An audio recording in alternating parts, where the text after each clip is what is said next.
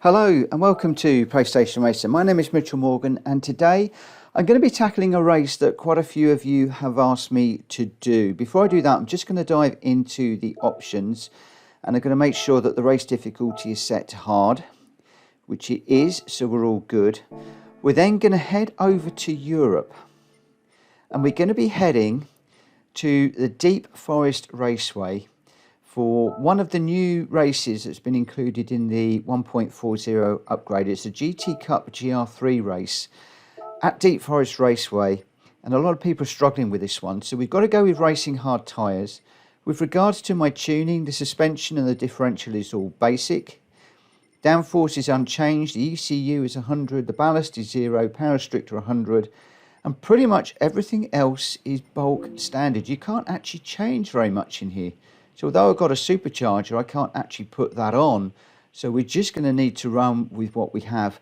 Plus, this is a BOP regulated race anyway. So even if we were to throw a lot of performance enhancing parts onto this one, it probably wouldn't make that much difference.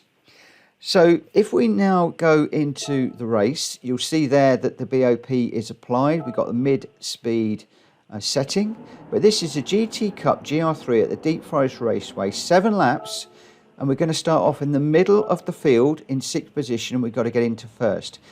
Now it looked a little bit grey, so I dived into the new weather map that we've got to show the weather for the hour leading up to the current time, and I'm looking to see whether there's any weather that is coming in that we might need to be aware of.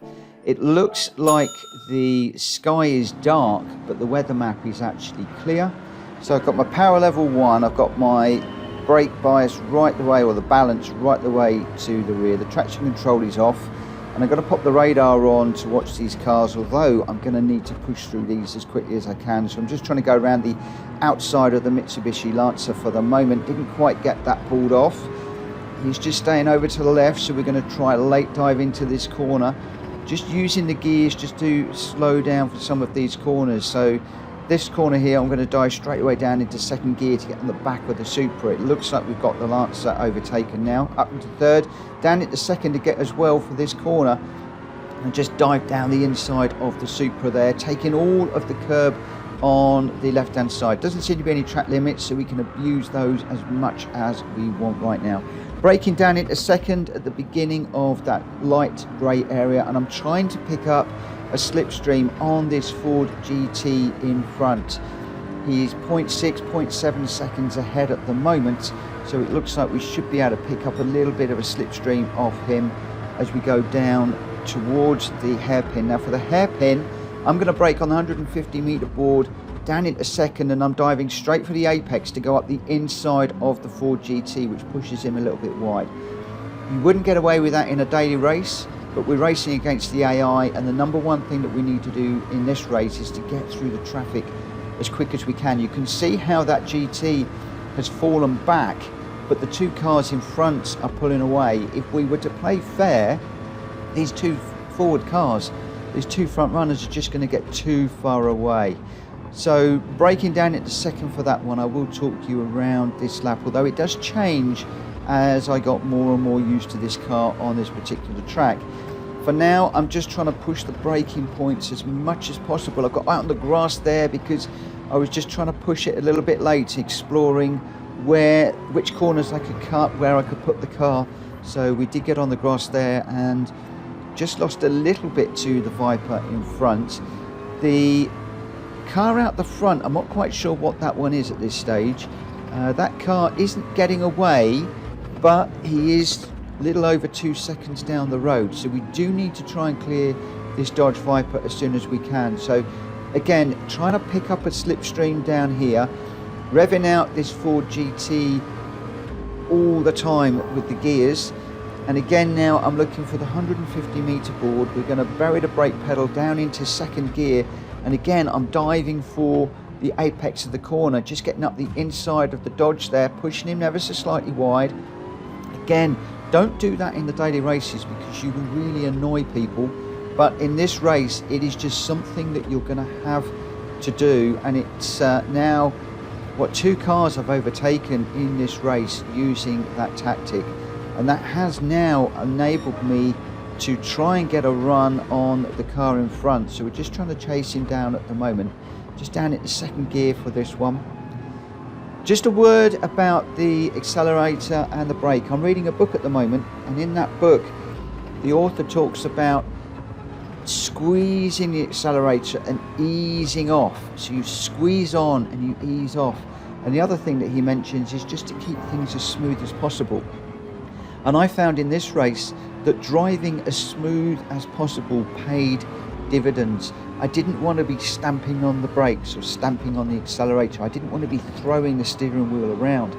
If I could just keep it smooth, so when you're turning the steering wheel, just wind the steering on, but then unwind it gently on the way out.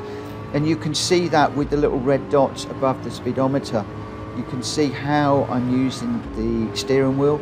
You can also see how the brake and the accelerator are working by looking at those controls either side of the radar, and just try and keep it as smooth as possible. So we're doing that same old move, under braking into the hairpin. I've gone a little bit deep because we both broke late there, but I did manage to get it turned in using the gears and then get back on the power, and you can see that that car is already now dropping away. Now my main emphasis now that I'm in clear air is just to watch every single braking point, turning point, gear change, and just try and maximize things as much as I can. And I think I did actually get a little bit quicker, or at least a little bit more consistent throughout the lap with regards to my braking and turning points. And just got a little bit more consistent, a little bit more quicker as we went through this race. I think this was probably about the 3rd or 4th time I tried this. I did try it with the Aston Martin, but the Aston Martin was a little bit too slow.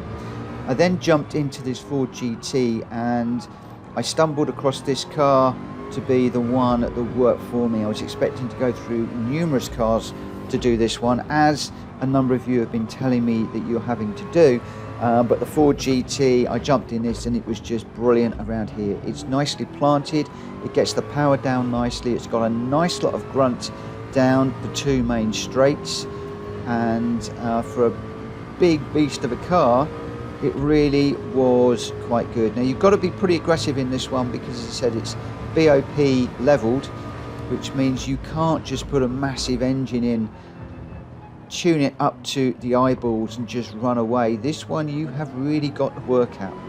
It's quite rewarding when you actually get it done. So we're coming up to finish lap number 4. I'm just going to drift out to the right now that we've got no traffic and sweep across to the left, just picking up those curbs, just letting this rev right the way out into 6th gear now. As we go over the top, we're going under that bridge. I'm looking for the 150 meter board, braking on the 150, down into 2nd to try and pick up the apex. Gone a little bit wide on that one, let it drift out to the right, up into 3rd, and now I'm looking to thread my way through here. Don't be too greedy on these curbs. So 3rd through that one, taking a bit of the curb, leaving it in 3rd, across this one, down into 2nd, and very often I'll either leave it in 2nd or very briefly up into 3rd and then down into 2nd for these corners. But 2nd really did work quite well. Taking loads of the green Astro on the way out of there, jumping across these 2 curbs in 3rd, and then looking for the beginning of this light grey patch down into 2nd gear. Sometimes I use a dab of 1st, as I did there, just to get the car slowed down a little bit more and a little bit of rotation. That worked quite nicely because you exit the corner.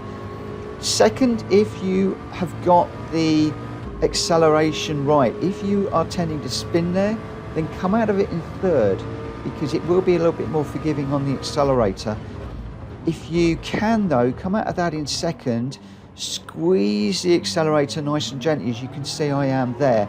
Once the car's straight, then go to full acceleration and then get up through the gears. So 2nd gear through the hairpin, and now we're just going up through the gears using all of the track, using that curb on the inside there. And again now watching for the gantry with the people on it, which is this one coming up. As you go over the top, look for 150, bury the brake pedal, down into 3rd, middle of the track, sweep across to the left to pick up the apex. As you're coming out of the corner, just be careful with the throttle, up into 3rd. Just a dab of 4th there, but then straight down into 3rd for this corner, just taking a bit of the curb, Take a little bit of this one, not too much because those sausage curves will hurt you. We've got second gear through here. Just leaving it in second, up into third very briefly, down into second. That put me just a little bit wide. If I'd stayed in second, I could have hugged the inside of that corner a little bit more, which would have been even smoother. Dab of fourth there, but then down into third for this corner. Again, the light part of the grey, down into second. You could take lots of the corner there. You can also go actually quite deep on the exit there and go across the curb and pick up the Astro. But at this stage, on lap 6 and being 2.5 seconds ahead, I didn't want to take any chances. I just wanted to bring this home. One mistake and the cars behind are going to be coming by you very, very, very quickly. So again, second gear for the hairpin. 2.5 seconds to the cars behind now. Just drop into 2.2, 2.1. So the cars behind got a decent run out of the hairpin. But the grunt of this Ford GT down this is not quite a straight, but it's almost a straight. It's certainly one of the fastest parts of the racetrack, are enabling me just to build that margin again. So braking heavily on the 150, looking to pick up that apex in second gear, just introducing the throttle slowly up into third, looking for the curb on the inside, drift across to the curb on the outside, then back to the inside, just pick up that curb, watching the sausage curbs down at the second for this one, and second again for this one. You see, second gear, you can hug that line much nicer. That was a lot more controlled than my run before, which then enables you to get up into third gear and on the power sooner. Third gear all the way down through here. Second for this corner. Sometimes first, didn't need it this time, using the curb. Straighten that out so I can get the speed down as quickly as possible to go down this long straight down towards the hairpin. 2.2 seconds now, final lap. So if we're careful, we've got this one made. A nice easy win. So 150 down into second gear, braking more in a straight line that time, sweeping across. So more of the quicker line there. Second gear up into third. The time has come down to 1.8 as I've been a little bit more cautious through this last lap, but I'm not worrying about that. I'm just managing the time, bringing this across the line in this wonderful Ford GT to get first place in what is one of the more difficult races that I've had since I did the wet weather race at the Red Bull Ring. So we managed to beat the Supra by nearly 2 seconds. That the FT-1 VGT, super quick car, that one, managed to beat him by 3 seconds. But that is the first place. Gold trophy, 90,000 credits. Unfortunately, we didn't get a clean race because we were pushing some of those cars at the beginning of the race. But as I've said before, you wouldn't be able to race like that in an online race, in the daily races. People would get very angry. But when you're racing against the AI, sometimes you do need to deploy what I refer to as British touring car tactics. If the door is open slightly, put your car up the inside, go for it. You can see there just a slight knock on the Mitsubishi there, just as I wanted to try and get turned in. That actually cost me a little bit. As we go through here, just got an opening, put it up the inside, just forced the point there, so I knew that I had the inside for the corner there so that I could actually get that move done.